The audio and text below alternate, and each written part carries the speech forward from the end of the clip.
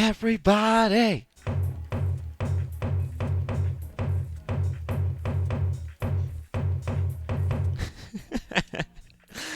Everybody and everything, welcome back to more Sly Cooper and the Thingus Raccamagoocus. In the last episode, we nearly finished off everything in Mugshot's operation. In this episode, we're gonna turn that nearly into a did. Yeah, that works. I'm good at words sometimes.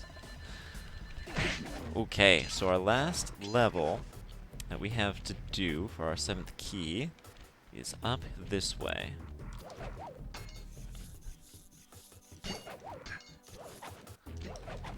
Right across these chandeliers and all this stuff. I almost did this one when we first came into the lobby, but I elected for something else.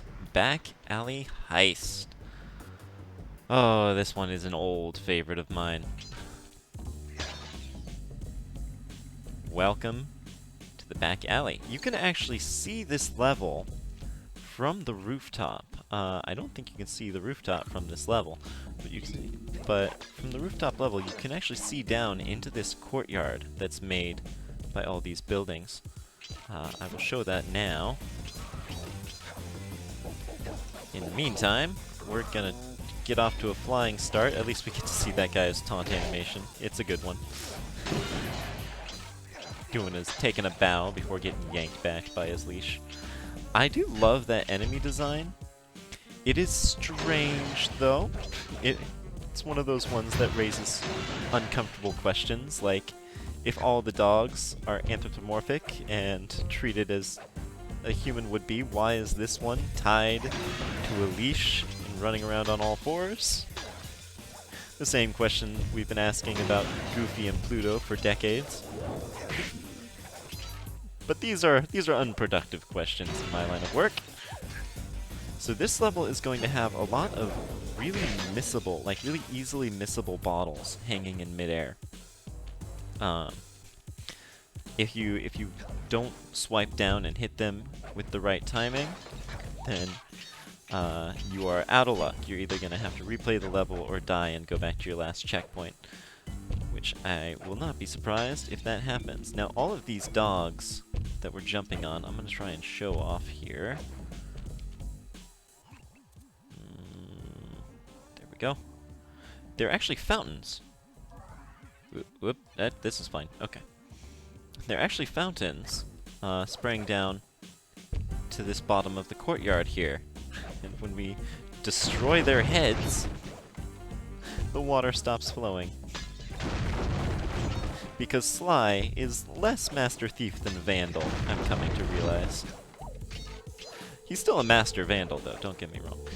So now that we've gotten to the back here, we should fairly easily be able to take out these flashlight guards. Now notice these steps that they're on.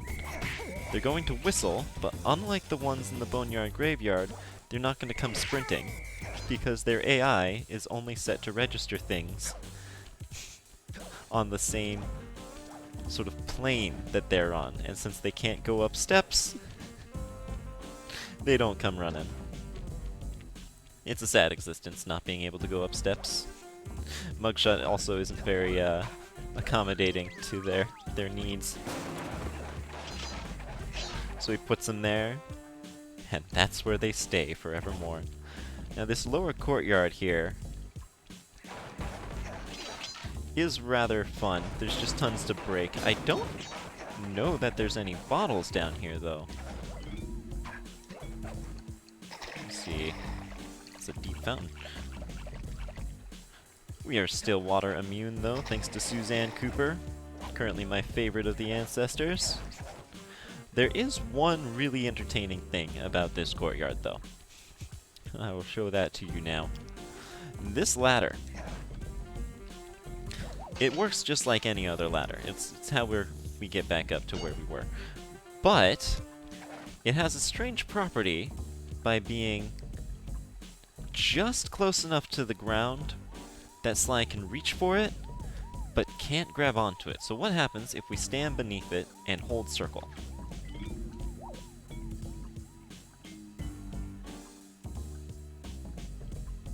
Sly goes completely still and just stares at the ladder longingly, wishing that he could reach it with his cane.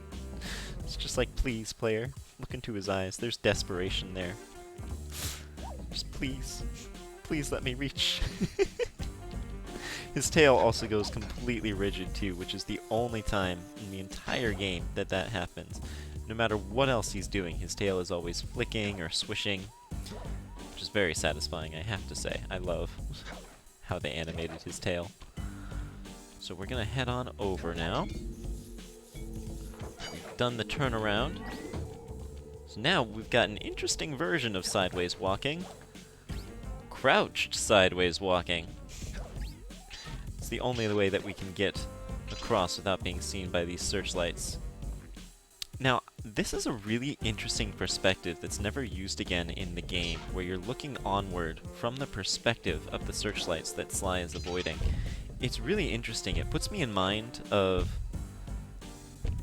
pretty much just any movie where like a police officer shines a spotlight on some sort of vandal.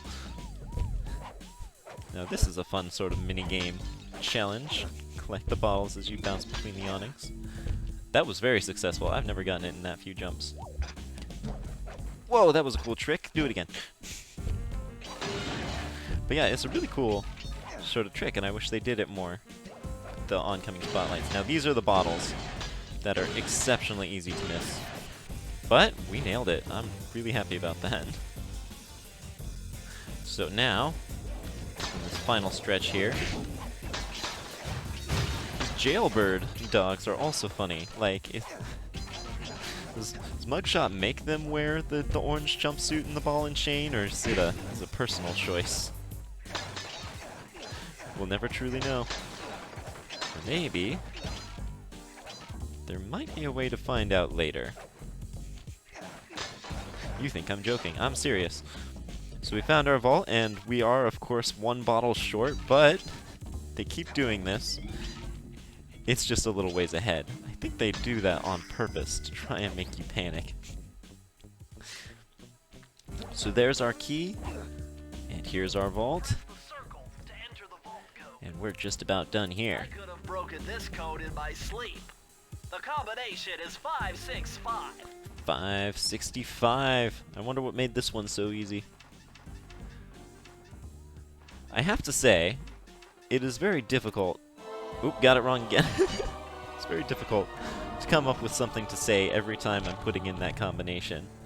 You're just dialing in numbers. It's Sir Andrew Cooper's thief replica technique. He used to make fake stand-ups of himself to confuse guards into attacking the wrong thing. Use the triangle button to put together a fake Sly Cooper. I don't know what it is with these vaults, but they have very strange power-ups, I would say. Like the water one. That one's fantastic, but look at him go. This little wave. Bam! Get that out of here. No pretenders to my throne. Practically indistinguishable, honestly. I don't know how you could mix that up. I'm pretty sure you can only have one out at a time. I will try and use that. I've never done so to great effect before, but we'll give it a shot. Now, there is an invisible wall here, so you can't jump straight down to the key. Bear that in mind for the speedrun. And we've got another interesting application of sideways walking. Sideways walking on a very thin rail. You might almost call it a rail walk or something, but maybe we're getting ahead of ourselves. But that's gonna be 7. Man, can't believe we're already done with World 2. It's going by so fast. Well, no point getting misty-eyed right now. Let's go over to this. I think these are like key cubbies. I too often lock up my key cubbies. And there it is. I love that animation. That's just fun with the tongue walkway. Well, here we are. The boss of Mesa City. Last call.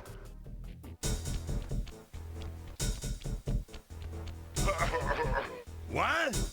My boys have been yapping about some big mysterious dude running around cracking skulls and this is it?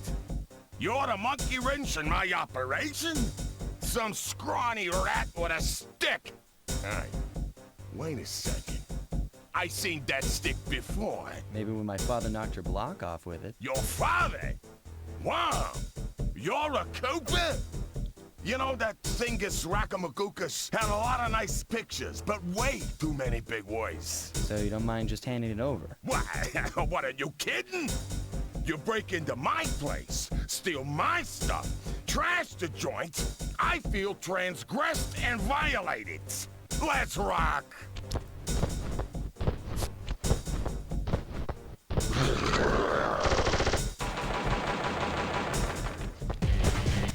Muggshot is a way more difficult boss than Raleigh.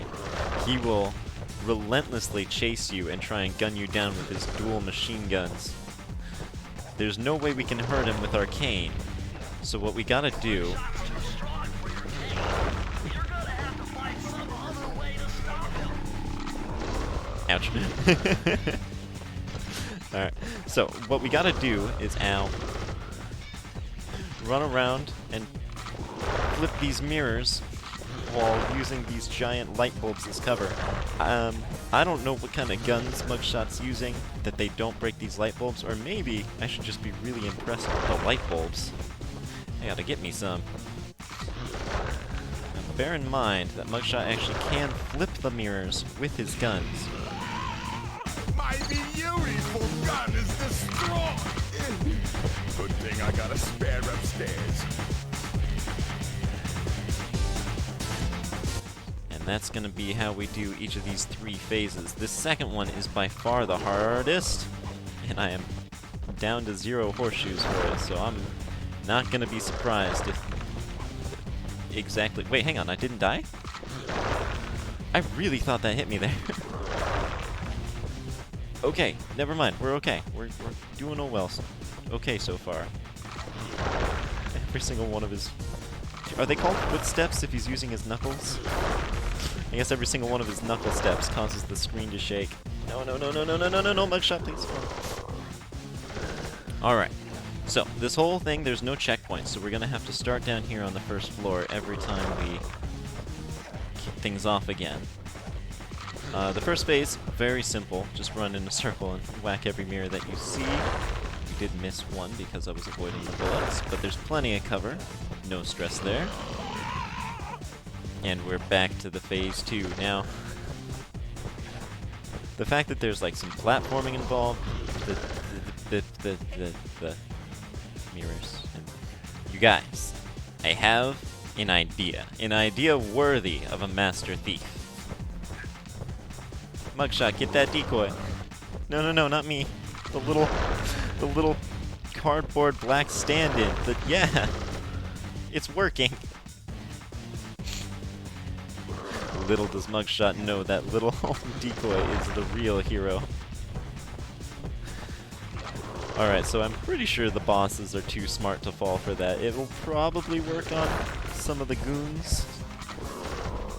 But even a big musclehead like Muggshot here's not gonna fall for it.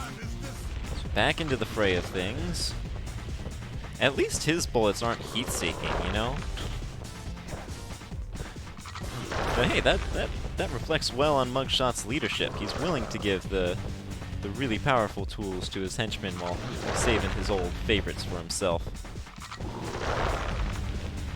He's not too much of a delegator. Shows real trust in the body of work. Goodness gracious me. There's one here. Is that it? Oh my goodness, yes. Ooh. Ooh. This boss always takes me a couple tries. Alright, now this last phase is basically a formality. We're going to be jumping and using our ninja spire jump to the best of our abilities, but there's no way he can shoot us past these mirrors, so we're going to use them as cover, then skip over to the next one.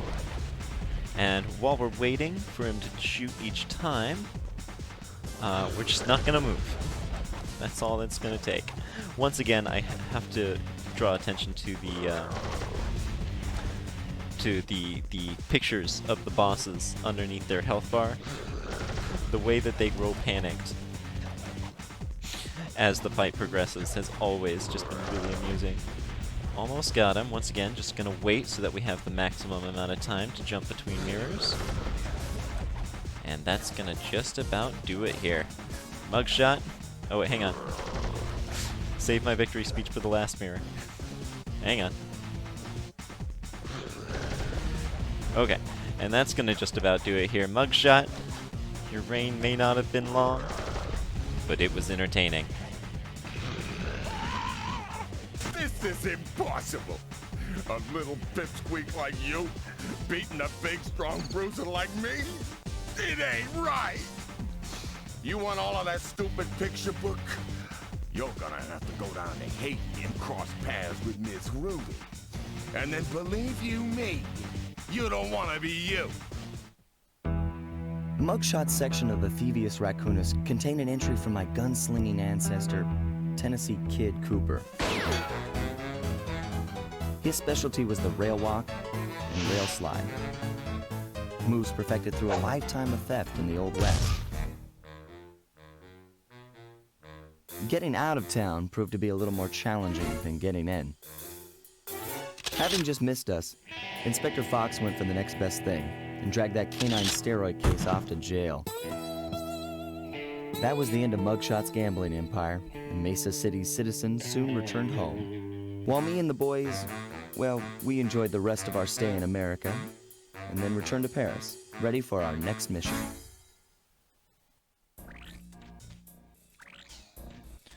Alright. Once again, Sly nabbed himself a whole mess of souvenirs throughout that entire level. I'm not going to point out every single one, but I do want to point out specifically that he chose to bring one of those barrels of explosive waste from Murray's Big Gamble. Personally, I would have gone for anything else, but you know, maybe that's why I'm not the thief here. Now, that's going to unlock our next world, but of course, we're not all the way done here yet. We are, however, finished completely with Tide of Terror. We've done every commentary, every speedrun, and every vault. We never have to return to Raleigh's Fortress ever again. So that means today's speedrun is going to be a rocky start. And before we get into this, I do want to show off that a rocky start's design on this map here is some sort of animal, but I've never been able to peg down exactly which one. Some sort of bird-dog hybrid thing. Now, as you can see, I have already done the Master Thief sprint for this level, but the reason I'm doing it again is because I didn't do it to my satisfaction. I said a lot that there were no skips, but I was very wrong.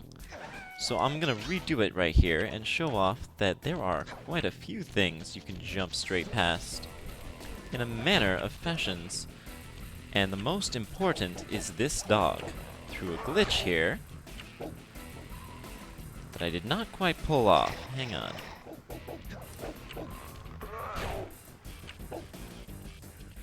Woohoo! There we go! Oh my goodness! Yes! There it is. Another somewhat complicated trick, which fret not, I will be showing off in detail how to do at the end of the episode. But in the meantime, we have just saved so much time.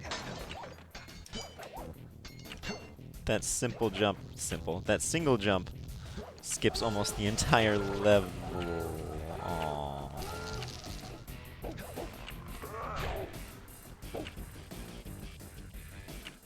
Nice! Got it off again. Not quite as well this time. Last time I launched my way all the way over to this car. But there are many varying degrees to which it can launch you. I know that the absolute ideal angle that can happen at will actually send you all the way to the very end of the level. I'm not entirely up to speed on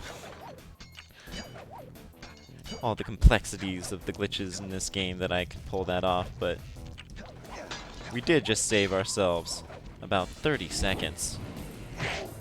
No problem. Now to show off exactly what I just did and how. So the specifics of it are that this bulldog enemy stops being a hitbox from the moment that he slams back into his pole until he starts barking again. So we can actually touch him safely, and he can push us around until he starts charging. And the reason that's important, hang on, and the reason that's important is because it means he can move Sly around and have weird interactions when he pushes Sly into something, such as a wall. Because a lot of things in this game do not simply push Sly. Most things either kill him or don't interact with him at all.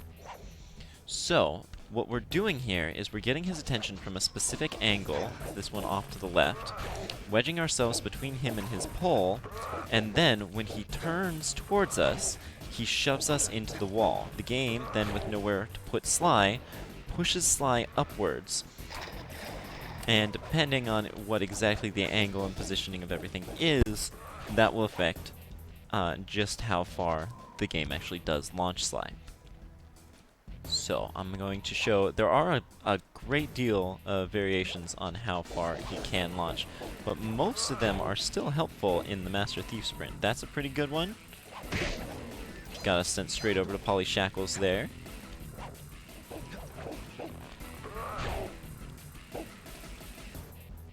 That's a really good one.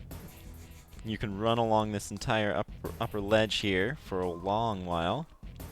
Skip over a great deal of the level. Fall down over here. All's well.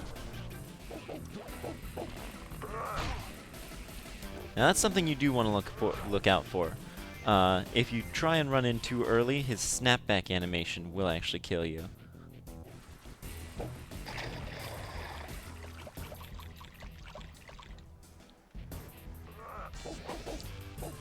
Well, that was entertaining in its own right. Another thing you want to look out for is if you get his angle too far off to the right, he actually will be in the wrong position to wedge you between the geometry and yourself. You actually, certain angles, you can actually just slide completely behind the pole and miss the timing completely. So there is a lot of complexity to it. The best bet that I've had getting it to work is to run right over this patch of cactus off to the left, and then wedging yourself in. It doesn't always nail it. There's, like I said, there's a lot of randomness to it, but it has been pretty consistent for me. So that's gonna do it here. In the next episode, we are going to head on down to Haiti and deal with whoever this Ms. Ruby is.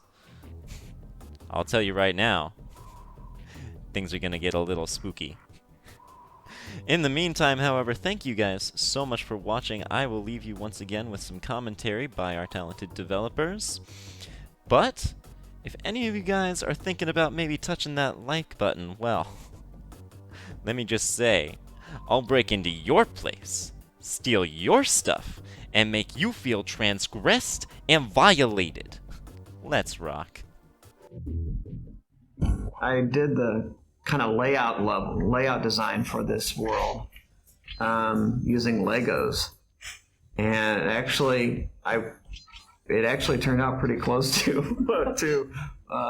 what I did. I knew it was going to be a rooftop, so having being kind of constrained by the general blockiness of Legos seemed like it was fine. And it helped me get the elevations worked out, and I found it easier than doing it on paper because of all the, it's going to be done in 3D anyway. So if you're throwing it together with Legos, you can get, kind of hold up to your face and look at it from all these different angles and try and imagine what shots you're going to have in it. So I think it was the only level I did with Legos, but I think it helped a lot. compositionally, the level was really fun to work on. It was, once he had the letters done and we knew the elevation, then I went in and even from the very first shot, you'll see that nothing is at the same, nothing overlaps each other. So the level doesn't feel like extremely super full, but it doesn't feel like it's all a bunch of clutter. And dealing with the NPCs, they were really fun. We had a lot of designs and thought about different ideas that would really relate to the idea of dogs playing poker. That was the theme. Yeah. The main theme behind it. So you'll see like the dog throwing cards and having his idols being card tricks, and the slobbering dog, the junkyard dog, which is started in a whole different design with the bobbing head. It ended up being one of our most complex characters with blend shapes and really great idol of like chomping on a bone. And then at the top, or actually the lower levels, you'll see we call it Dog with Stick, which is totally a play on beefy dog sneaking around and how the idea of this big, cumbersome guy being able to walk so agile with the big stick. And then also the final one, which is you see up in the top level, which is we call him Paulie Shackles. And that's a jailbird, and he originally was a woman with a purse, and we found it too offensive, so we had to redesign. We're like, what are we gonna do? We have to redesign with the same gameplay mechanics, and we came up with different ideas, like maybe it'd be an Elvis impersonator with a microphone, but the whole idea of the thin string was too hard for a player to see, and the microphone really wasn't that big of an object. And then luckily Travis came up with the idea that it'd be great for it to be a jailbird, him throwing his ball and chain, and it ended up being a really strong element. It's with the big ball at the end and a thick chain, it's really fair for a player to jump it, and also when it's dangerous. So it ends up being a real win-win.